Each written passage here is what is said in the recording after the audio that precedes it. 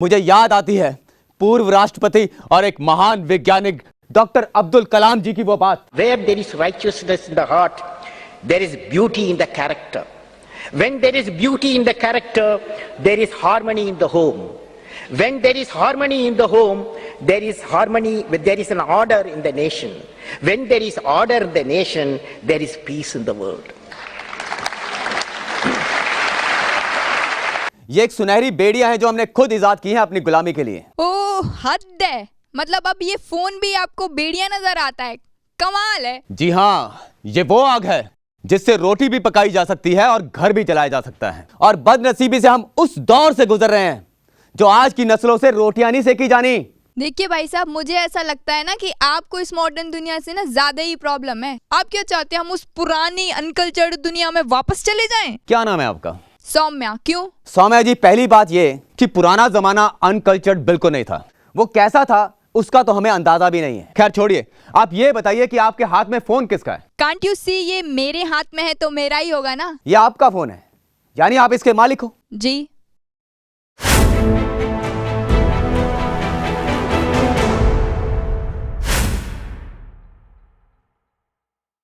नमस्ते, आदाब, सत श्री अकाल। आप सबका स्वागत है आपके पसंदीदा प्रोग्राम राजू रमन बाज में। मैं आपका होस्ट, आपका दोस्त राजू, आप सबका तहे दिल से इस्तकबाल करता हूं।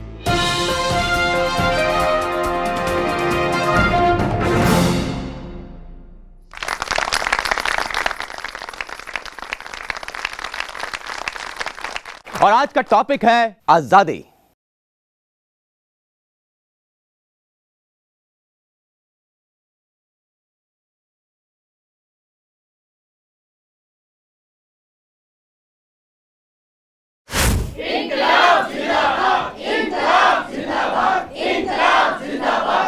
दोस्तों एक बात पूछूं, इनकलाब जिंदाबाद बोलने से, गाड़ियों के पीछे स्टिकर लगाने से या फिर सोशल मीडिया पर मैसेज पोस्ट करने से क्या भगत सिंह वापस आ जाएगा? नहीं, क्योंकि दुनिया के इस खेल में, इस सृष्टि रंगमंच पर कोई भी कलाकार उसी नाम रूप से दोबारा वापस कभी नहीं आता है। हां, उन्होंने अपने समय अनुसार अपना पार्ट बखूबी निभाया। मैं सलाम करता हूं उनकी कुर्बानी को, उनकी शहादत को जो उन्होंने अपने देश के लिए की। लेकिन आज क्या हम अपनी आजादी को बनाए रखने के लिए अपने देश के लिए कुछ नहीं करेंगे? क्या हमारे देश का युवा यूं ही तमाशा देखता रहेगा? क्या सोच रहे हैं आप लोग? सोच रहे होंगे कि भाई इतना क्यों जोश दिखा रहा है, हम आज कोई गुलाम थोड़े ना है। तो मेरा जवाब है हां, हम फिर से गुलाम बना दिए गए हैं। शांत हो जाइए, इस बार बाहरी ताकतों ने हमें गुलाम नहीं बनाया है, बल्कि अपने ही देह भान, बॉडी कॉन्शियस ने। और ये जो देह भान है ना, ये अंग्रेजों की तरह धीरे धीरे हमारे अंदर घुसा।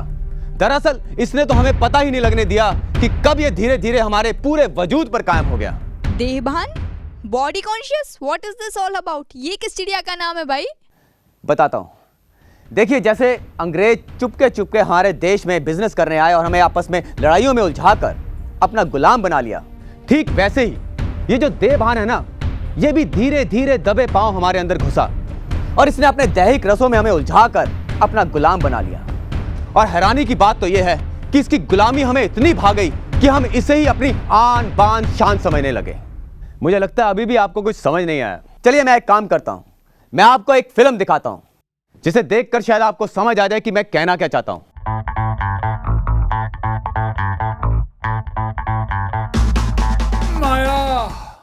क्या करते हो अमित? बोला था ना आज पार्टी में जाना पानी है। तो पीने दे यार। और ऊपर से तुम मेरा फोन भी नहीं उठाते। और तुम्हें पता है ना, अगर कोई मेरा फोन नहीं उठाता तो मुझे कितना गुस्सा आता है। अरे पानी तो पीने दे यार। और पता है मुझे किट्टी में जाना है, 1 महीने से मुझे याद है। एक बात लेकिन तुमको बता दूं, आज अगर वर्मा के बच्चे ने मैनहट्टन नाम लिया तो वही पड़ेगी उसको मुझसे। एक बार कंपनी ने उसके क्या भेज दिया मैनहट्टन में, तब से हर किटी में एक ही बात, मैनहट्टन में ये, मैनहट्टन में वो। तुमको पता है असलियत में तो उनकी औकात मथुरा जाने की नहीं है बाय ट्रेन। मैनहट्टन मैनहट्टन करता रहता है। बिल्कुल। और उसकी बीवी हर बार वहां से लाया हुआ पर्स दिखाकर शो ऑफ करती रहती है। कहती है, मैंने कितनी बार कहा मिस्टर वर्मा को कि इतने पैसे खर्च करने की क्या जरूरत है। और वर्मा जी कहते हैं, डार्लिंग तुम्हारी स्माइल $1 मिलियन की है, तो क्या मैं $5,000 का गुच्ची का पर्स नहीं अफोर्ड कर सकता? जी तो करता है उसी पर से उसका गला दबा तो दूं। दबाया क्यों नहीं? सबको पता है चोर बाजार में 300 रुपए का मिलता है। रिलैक्स माया, तुम पहले तैयार तो हो जाओ। तैयार तैयार तो आज मैं ऐसी होंगी कि देखने वाली सब जल कुकड़िया हो जाएगी। तुम्हें पता है हमने वो ड्रेस ली थी वो चोर बाजार वाली मिलान। मिलान मिलान मिलान। अच्छा, वो अच्छा, ड्रेस ही काफी है सबका बेचा फ्राई करने के लिए। और पता है क्या, आज मैं भी वर्मा के बच्चे को दिखा दूंगा कि ओरिजिनल रैडो 4.5 लाख की वॉच क्या होती है। So let's get ready for the show. Okay, it's time for shot time. चलो। ओए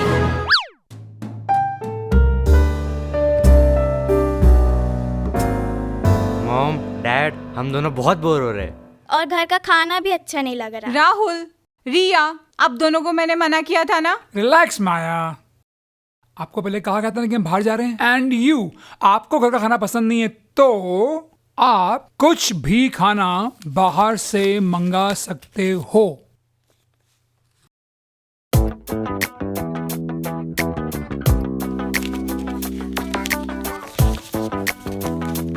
अब तो खुश है। अमित, रिलैक्स माया, लेट देम आल्सो एंजॉय। इनकी एंजॉय हमें महंगी ना पड़ जाए। रिलैक्स माया, मूड मत खराब कर, let's go. How dare you, तुम्हें इतना खूबसूरत दिखने का कोई हक नहीं है। Today you will steal the show. Yes, you will certainly, honey, steal the show. So will you. Thanks, let's go. सुन, पार्टी करेगा? खाने के लिए बहुत कुछ है और लाने के लिए कैश भी। ओ हेलो, इसमें से आधे पैसे मेरे भी हैं।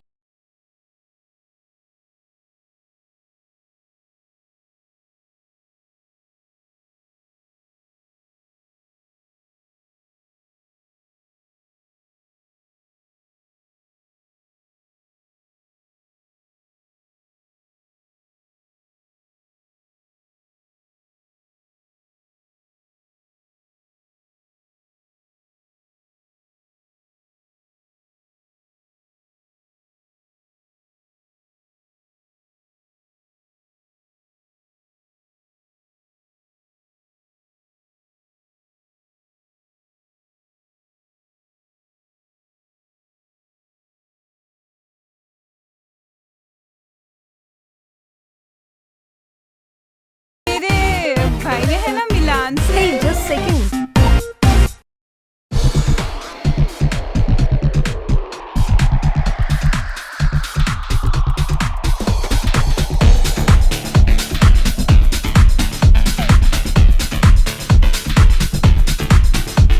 Hey, wow, nice pass.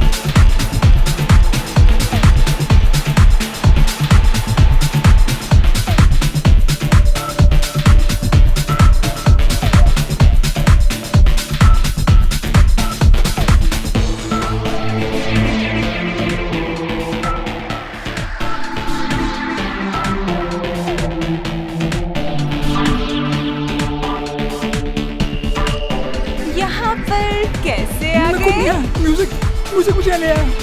चलो घर पे बताती हूँ। यहाँ पे डीजे बैंड बजा रहा है, घर पे ये मेरी band बजाएगी। Bye. Bye.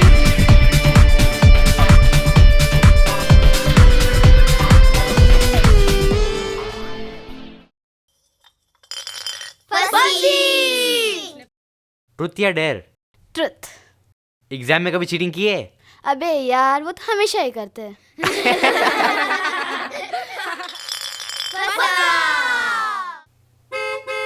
Oh shit. पापा आ गए। अब क्या करें? एक काम करो, पीछे के दरवाजे से बाहर निकलो। जल्दी जल्दी जल्दी जल्दी जल्दी जल्दी निकलो।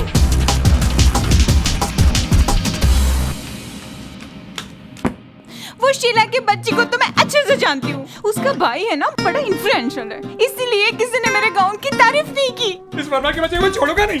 इस बेइज्जती का बदला उसको कोर्ट में ड्रैग करके लूंगा। क्या? थोड़ा ज्यादा भूल गया ना। इतने के लिए कोई कोर्ट में घसीटता है? कुछ भी। मैं थोड़ा गुस्से में था ना, फ्लो में बह गया। चुप रहो। हाँ। मम्मी, मेरा गाउन। देखो, तुमको रोना तो भला दो, लेकिन थोड़ा धीरे रो, बच्चे चुप थक जाएंगे। रहो।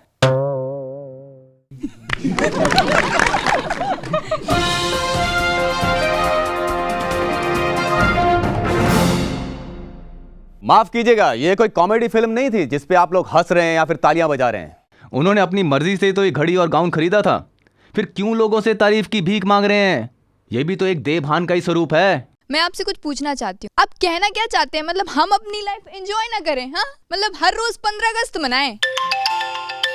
एक्सक्यूज मी, पहले तो आप अपने ये मोबाइल फोन बंद कीजिए, क्योंकि एक लाइव शो है। और वैसे भी ये एक सुनहरी बेड़ियां हैं जो हमने खुद इजाद की हैं अपनी गुलामी के लिए। ओह हद है, मतलब अब ये फोन भी आपको बेड़िया नजर आता है?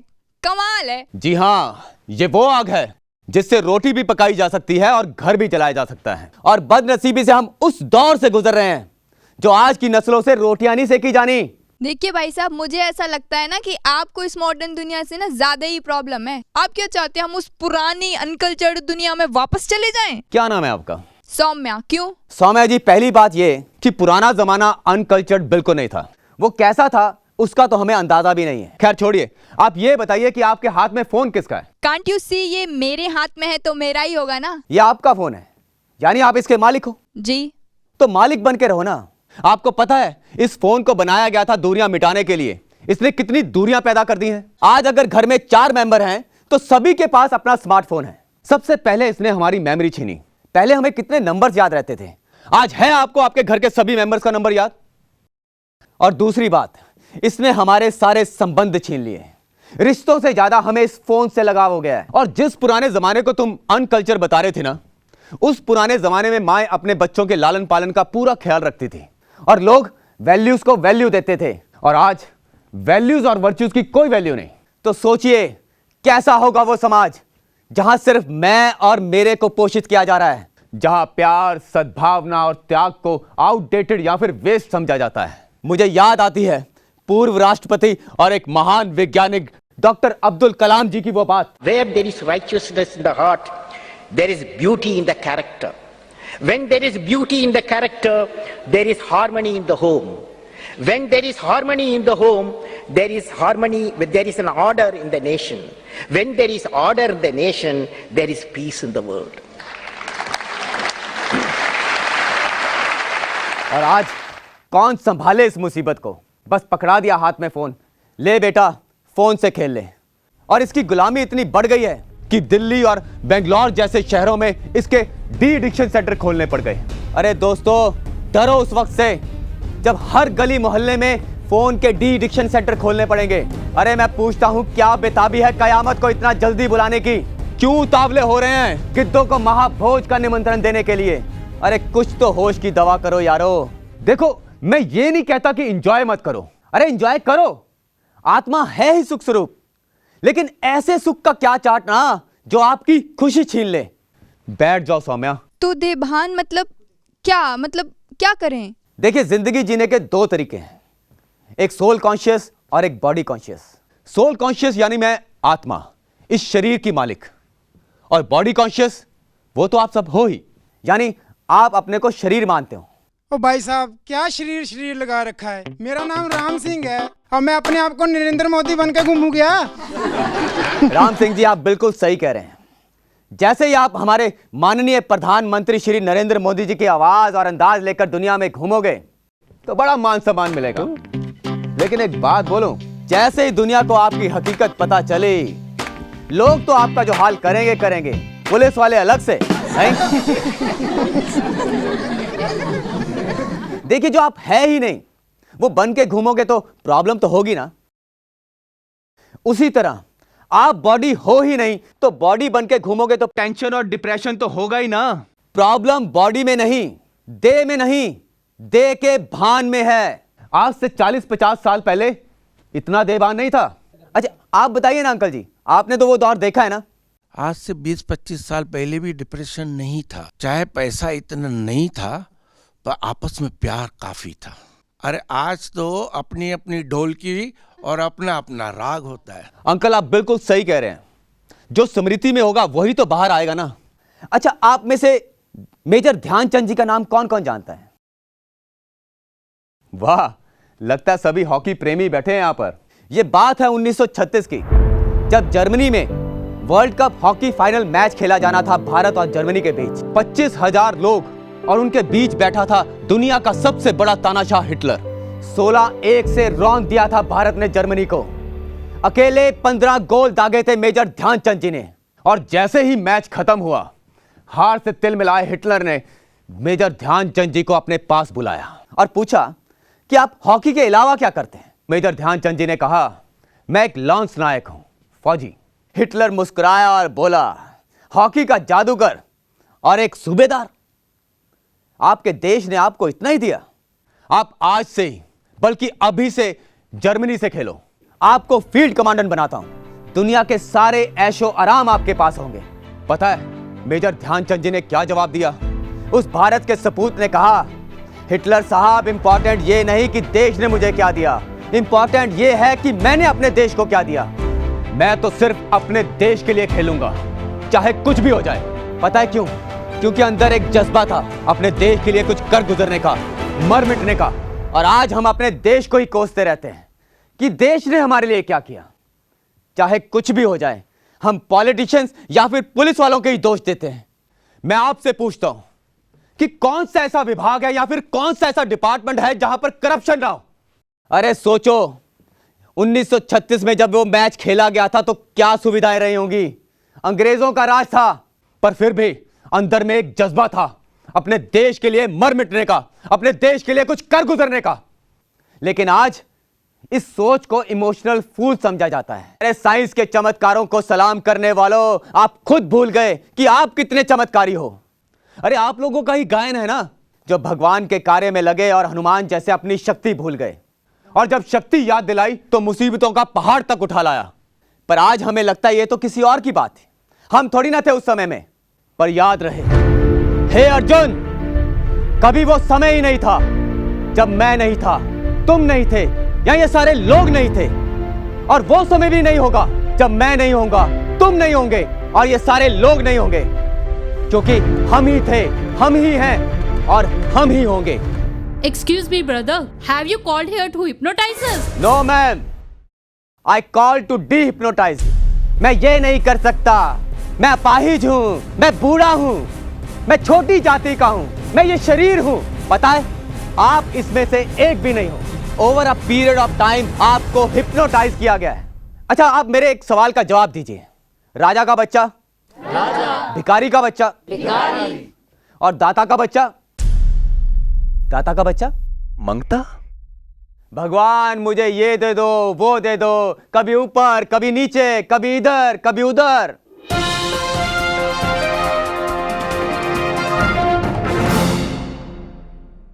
जुग जुग जीता रहे बेटा। मैंने जिंदगी में बहुत कुछ देखा है, लेकिन कभी मैंने इस नजरिए से सोचा ही नहीं। तूने आज साबित कर दिया है कि ज्ञान के लिए उम्र की जरूरत नहीं है, वो उम्र का मोहताज नहीं है। इसके लिए तो सिर्फ पैस चाहिए। जीते रहो बेटा।